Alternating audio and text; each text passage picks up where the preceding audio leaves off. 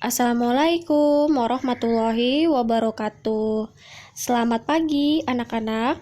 Kita sudah memasuki di penghujung minggu Kamis ya. Kali ini sebelum kita belajar, kita berdoa terlebih dahulu. Yuk dipersiapkan.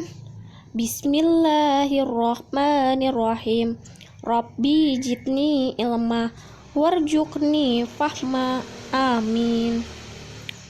Pada pembelajaran kali ini, Ibu akan menjelaskan tentang tujuannya, yaitu menyebutkan keragaman ekonomi di Indonesia, menjelaskan pengetahuan baru yang dapat diperoleh, memahami keragaman dalam masyarakat Indonesia dengan tepat, serta menuliskan informasi penting yang termuat dalam teks dengan terperinci. Baik, sebelum kita lanjut dalam pembahasan, ada baiknya kalian untuk menyiapkan buku tema 7-nya, buku tulisnya, dan alat tulisnya. Tetap fokus ya. Pembelajaran ketiga kali ini, masyarakat Indonesia beragam dalam budaya, suku, bangsa, bahasa, dan agama. Selain itu, ada pula keragaman dalam ekonomi loh. Yuk kita pelajari. Apa sih keragaman ekonomi di Indonesia? Apa saja ya? Yaitu ada produksi, ada distribusi, dan konsumsi. Aktivitas ekonomi tersebut disesuaikan dengan kondisi wilayah di Indonesia. Tepatnya negara kepulauan. Di wilayah Indonesia meliputi wilayah ada daratan, ada perairan ya. Sebagai generasi penerus, kita hendaknya ikut berperan aktif dalam pemanfaatan potensi alam secara bijak. Di sini ada aktivitas ekonomi. Yang pertama di bidang pertanian. Di bidang pertanian itu posisinya menyebabkan wilayah Indonesia beriklim tropis. Aktivitas pertanian juga didukung tingkat kesuburan tanah yang tinggi karena pengaruhnya ada banyak di gunung api. Banyak penduduk Indonesia melakukan aktivitas pertanian anak-anak, baik itu di pertanian lahan basah dan lahan kering. Kalau di lahan basah berarti membutuhkan banyak air, misalnya sawah irigasi dan sawah lebak. Sedangkan pertanian lahan kering itu membutuhkan apa? Membutuhkan air tidak? Ya, tetap membutuhkan air, tapi hanya sedikit. Misalnya tegalan dan perkebunan. Next. Aktivitas ekonomi hanya di pertanian tadi, tapi di peternakan. Peternakan ini banyak loh aktivitasnya yang dikelola oleh masyarakat atau badan usaha, seperti peternakan unggas, hewan kecil, peternakan hewan besar ya. Jenis hewan yang dibudidayakan masyarakat apa saja? Misalkan peternakan unggas meliputi ayam, itik, burung, dan angsa. Itu sekelompok yang masuk pada hewan unggas. Kalau hewan kecil itu seperti apa? Meliputi kelinci, kambing, dan domba ya. Kelinci yang berkaki 4, kambing yang ada di peternakan liar ya. Peternakan hewan besar seperti yang besar-besar kalian lihatnya, yaitu sapi, kerbau, kuda ya, yang berbadannya besar. Serta hasil peternakan tersebut meliputi ada telur, ada daging, kulit, susu, dan bulu. Tidak hanya itu, dikonsumsi masyarakat, hasil ternak juga dapat diolah menjadi berbagai kerajinan. Kerajinan dari hasil peternakan, misalnya dari kulitnya anak-anak, kulit hewannya. Misalnya domba bisa dibuat menjadi jaket kulitnya ya. Ada tas, sepatu, sandal, sarung tangan, dan kok atau bulu tangkis. Kok itu bulu dari ayam ya. Di sini ada aktivitas ekonomi di bidang perikanan. Tadi kita peternakan sudah ya. Dan sekarang perikanan.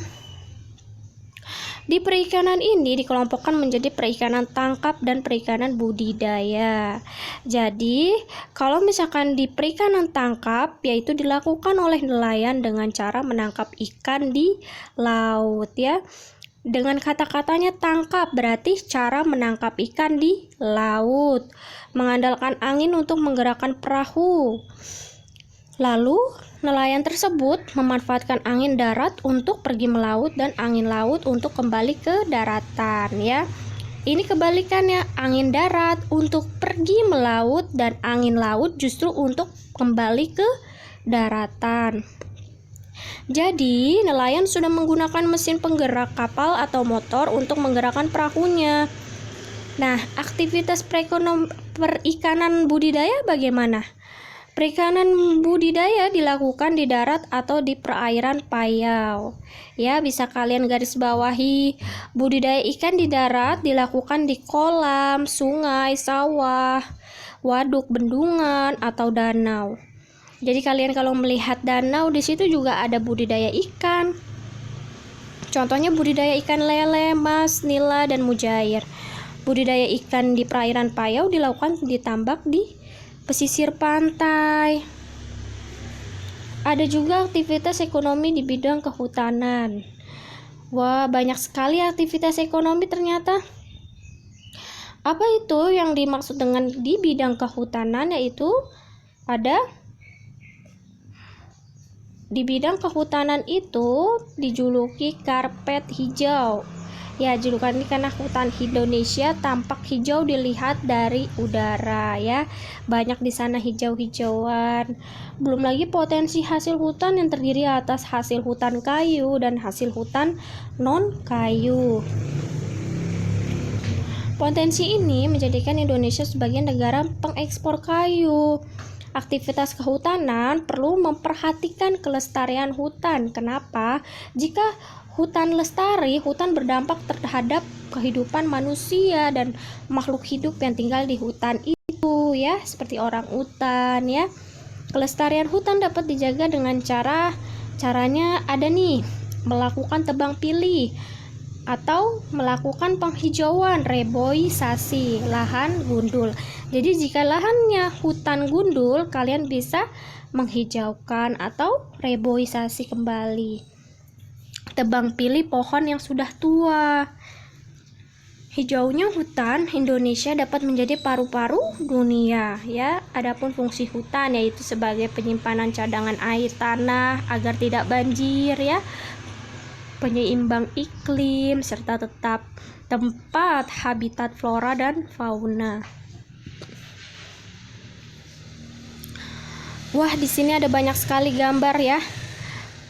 Di sini arti penting memahami keragaman dalam masyarakat Indonesia. Lebih ke intinya, kita memahami keragaman dalam masyarakat Indonesia. Jadi keragaman di masyarakat di Indonesia itu bersama sebagai kelebihan bangsa Indonesia ya, memperkaya khasanah budaya nasional. Di sini juga dijelaskan ada beberapa dampak negatif tidak adanya pemahaman atas keragaman dalam masyarakat Indonesia. Terjadinya konflik, baik konflik ras, antar suku, antar agama ya. Perpecahan, disintegrasi bangsa bisa terjadi karena terdapat konflik sosial, yaitu perbedaan ekonomi, status sosial, ras, suku, agama, dan hasil kebudayaan, dan masih banyak lagi sampai menghambat usaha pembangunan dan pemerataan sarana dan prasarana. Terakhir, kurangnya partisipasi masyarakat dalam pembangunan. Berikut sikap yang harus kita miliki dalam keragaman. Yang pertama, tidak mengobrol saat menunggu temanmu yang sedang beribadah. Jika kalian sedang sholat ya, ada orang atau teman kalian sedang mengobrol kan, dalam hati ia tidak menghargai saya sedang sholat ya kan. Jadi sebaiknya diambil dari situ, sikap yang harus dimiliki ialah tidak mengobrol saat menunggu teman kalian yang sedang beribadah. Kedua, menghargai teman yang berbeda suku. Ini dia misalkan suku Batak, lalu kamu suku Jawa. Jadi kalian harus saling menghargai, tidak saling membeda-bedakan ya. Nomor 3, tidak mengejek teman yang menggunakan bahasa daerahnya. Misalkan bahasa daerah dari Sunda, kalian mengejek. Mentang-mentang kalian dari kota, kalian mengejeknya. Bahasa apa sih tuh? Gitu ya. Terlalu norak kayak gitu. Tidak boleh ya.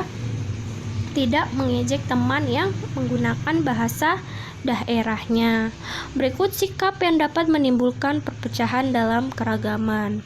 Pertama, ada mengganggu teman yang sedang beribadah, tidak mau bermain dengan teman yang berbeda suku atau agama, memaksakan suku agama atau keyakinan kepada orang lain. Kalian bisa screenshot ini ya. 3, 2, 1, next. Menyampaikan informasi baru melalui peta pikiran. Di sini ada peta pikiran lagi. Peta pikiran cara yang kreatif dan efektif dalam mencatat informasi-informasi penting yang baru saja kita peroleh. Jadi tentukan terlebih dahulu pokok-pokok pikiran dari teks. Pokok-pokok pikiran dapat berupa ide pokok setiap paragraf dalam suatu teks.